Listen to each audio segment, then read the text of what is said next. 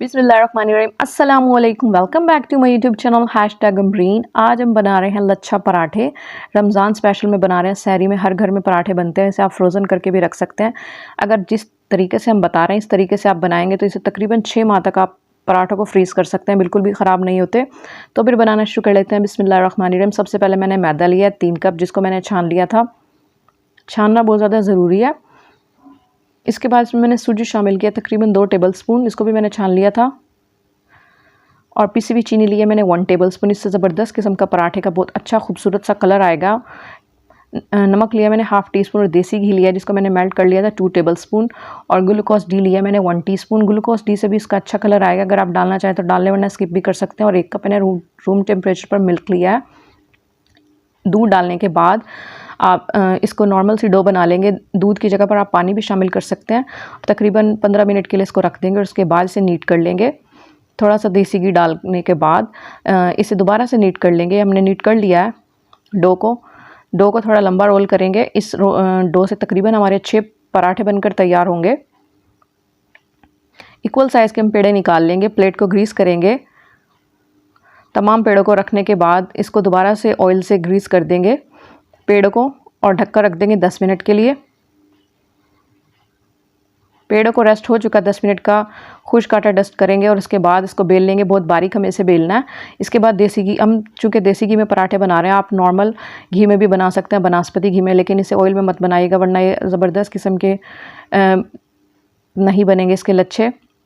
बहुत बारीक बारीक हमें इसे काटना है। पिज़्ज़ा कटर की मदद से इसके बारीक बारीक स्ट्रिप्स काट लेंगे। बहुत बारीक हमें काटना है। घी लगाने के बाद मैंने इसके ऊपर मैदा डस्ट किया था। इसको इस तरह से रोल कर लेंगे।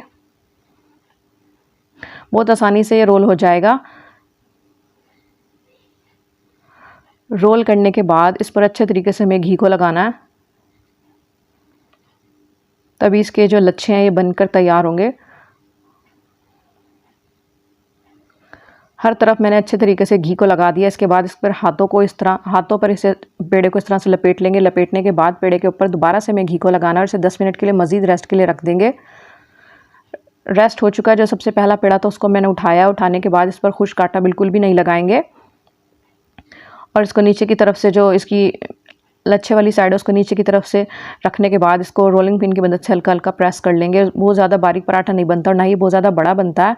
गरम पैन के अंदर मैंने डाल दिया। जब एक साइड से 30 सेकंड तक हो जाए, इसके बाद इसको फ्लिप कर लेंगे। फ्लिप करने के बाद इसके ऊपर देसी घी को लगाएंगे। हमने देसी घी में बनाया, आप बनास्पति घी में भी बना सकते हैं।